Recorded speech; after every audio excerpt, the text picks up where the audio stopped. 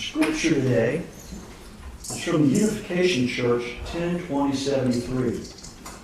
There is no limit to joy. Happiness has no end. When you're standing in the love of God, every cell in your body jumps for joy. You breathe in and out with the entire universe. In this state, your life is fulfilled. This is how God means us to live, intoxicated in love and joy. And through our joy, God receives joy. The joy of man is the joy of God, and the joy of God is the joy of man. So ends the reading. The search for joy and happiness is basic to human life. In this past week, what range of emotions and thoughts have you experienced? In the collective experience of everyone here, I'm sure just about every emotion we could think of, someone here had it this week. Joy with teeth, we all had that. Stress, accomplishment, fatigue, compassion, empathy, loneliness, grief, frustration, serenity, fear, harmony. You name it. Someone here experienced it. I would not doubt that many of us experienced many of these emotions this week. They just come and go. How do you feel today? How do you feel right now? What determines how you feel? Your thoughts determine your state of mind at any moment of time. As metaphysicians, we believe the free will of the individual to direct our own lives. The natural law of attraction states, if you desire something and set your intention, you will attract what you want. Assuming we all want to be happy, and we think about what will make us happy, why are we not happy all the time? Is the principle of individual free will or the law of attraction flawed? Or is it a question of not understanding how to apply those principles in your life? When you buy a new electronic gadget, television, smartphone, or worse, new software for an old computer, you take it out of the box, you do what you can, it's hard to get it to work. Is the product flawed, or is it your ability to understand how it was set up? There's usually a learning curve with any new product or endeavor. We also have learning curves when applying metaphysical principles in our lives. It can be complicated to understand what is affecting our state of mind at any given moment.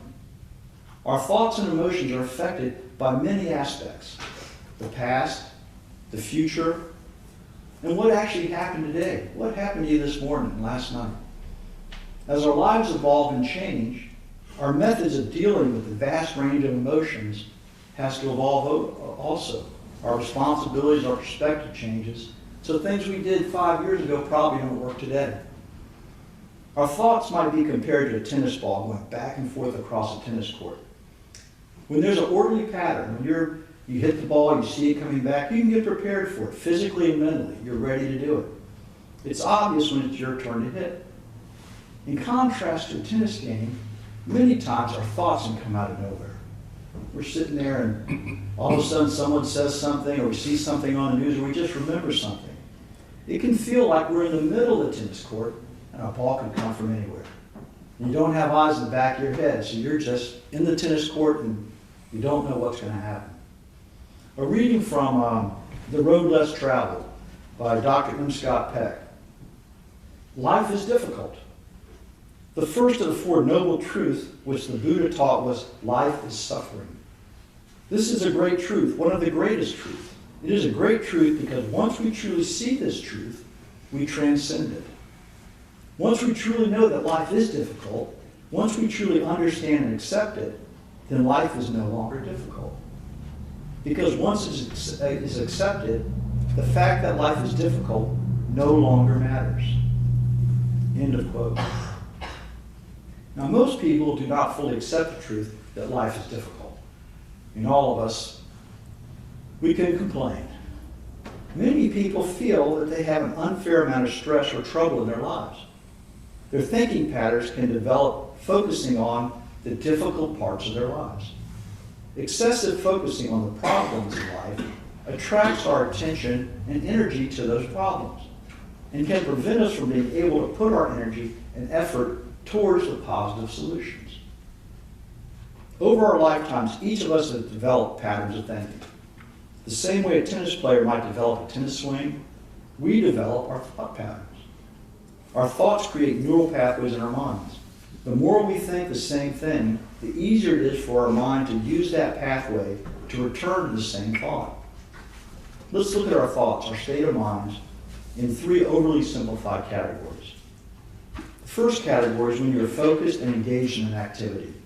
You might have a busy day at work, be watching a movie you really enjoy, playing a sport, or engaged in any activity that takes your full concentration to complete the activity. In this first category, it is usually easy to stay focused. Keith gave us a perfect example this morning. He gave us something to do, he entertained us, and it was easy to stay focused. The second category is when you're purposely in a contemplative consciousness, from prayer, meditation, or any activity that allows you to experience the calmness of a quiet mind. In the second category, you also have a focus, and you're usually aware when you lose that focus. The third category is when you're not in the first or second category. I will define this third category as when you're living your life, and you're not fully engaged in any activity that requires all your attention.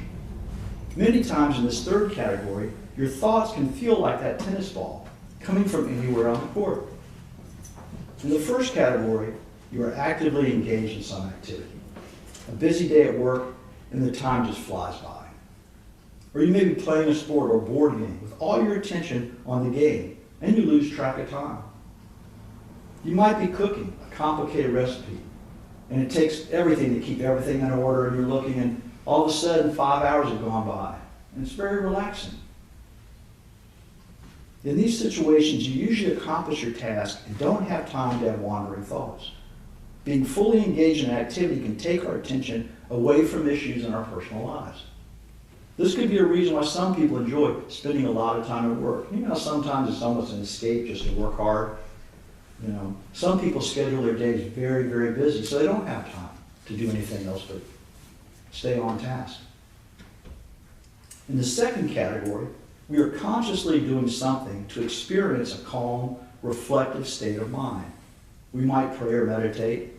We might go for a walk, watch a sunset, read a spiritual book.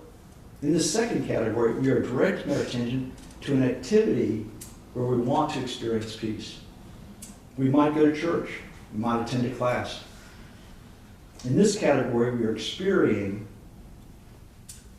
self-reflection that helps us in achieving personal peace. Now with the third category, we're living our lives without a specific task or deadline that requires our full attention.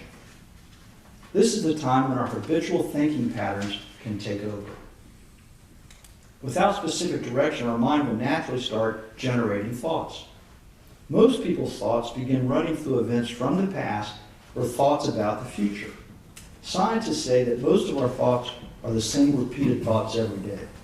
This can be an issue when we create a pattern unconsciously, rethinking the same thoughts over and over, and not coming to any conclusion.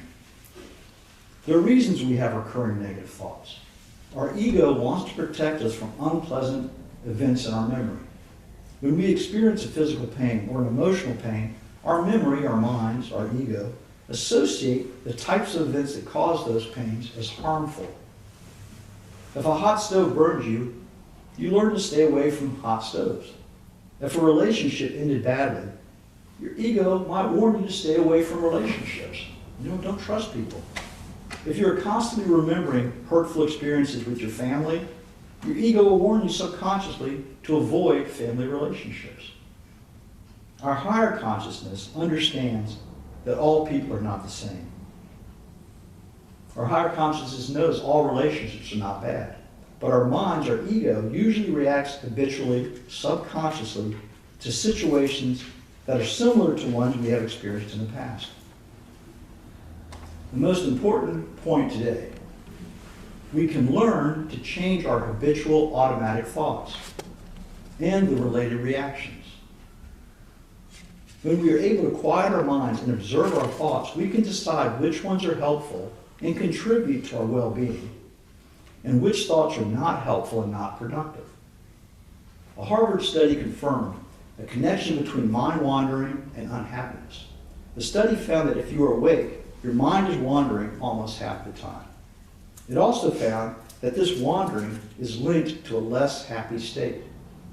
This is not surprising, since when your mind is wandering, it's not generally to the sweet things in your life. More likely, it's to thoughts of the ego, that you are trying to protect yourself from the past or the future. With practice, we can learn to be aware of excessive, random, unproductive thoughts. With this awareness, you can develop the ability to gently let go of those thoughts and redirect your attention to a productive thought. To learn anything new, you need to study and practice. When you were a child, how many times did you practice saying the ABCs or counting to 100? Your parents were so proud when you got to 30. Then you got to 40. It was ingrained in us. Positive feedback. Changing a lifetime of habitual thinking patterns will also take dedication and practice. Our ego wants to keep us away from things that have caused pain in the past. Our higher consciousness wants a joyous, peaceful, and contented life. We would all like that. It is your decision from which level of consciousness you're going to live your life. You can unconsciously live from your past experiences, or you can learn to live consciously in alignment with how you would like to live your life, with your spiritual beliefs. The decision to change your thoughts appears relatively simple. The difficult part is consciously recognizing and changing habitual patterns that you developed over a lifetime.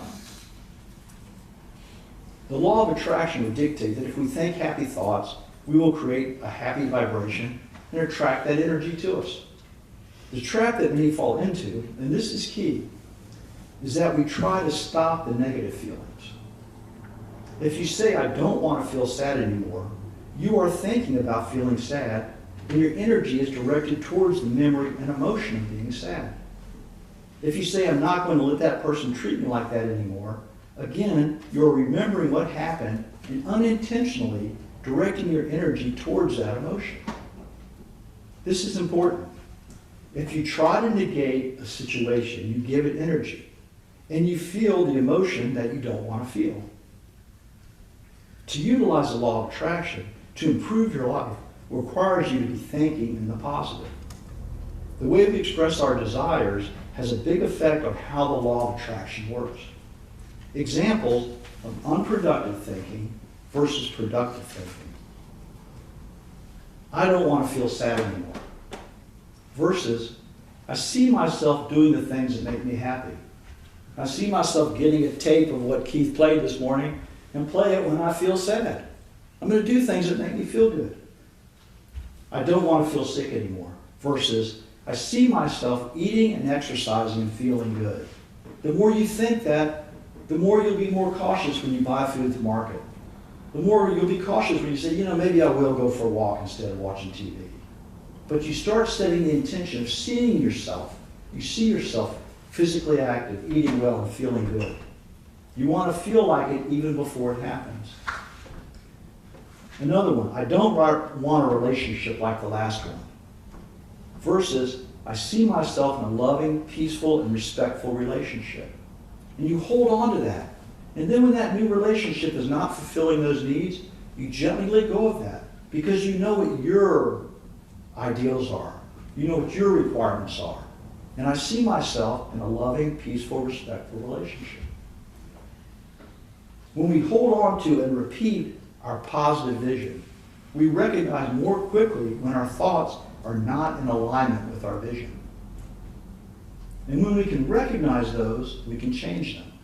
The old thing about, unless you can measure it, you can't manage it. Well, unless you can be the witness and see your thoughts, you can't change them. To implement the law of attraction, you speak visually, you visualize, you physically feel what you want. Nothing happens by chance. The law of cause and effect is always in operation. When you practice observing your own thoughts, you can learn to direct your thinking to the present and a productive thought. Your thoughts are your most valuable asset. I'm going to end with a quote from the book Money and the Law of Attraction by Esther and Jerry Hicks. Not only does the thought you are choosing right now attract the next thought and the next, and so on, it also provides the basis of your alignment with your inner being. As you consistently and deliberately think and speak more of what you do want and less of what you do not want, you will find yourself more often in alignment with the pure, positive essence of your own source. And under those conditions, your life will be extremely pleasing to you. Blessings.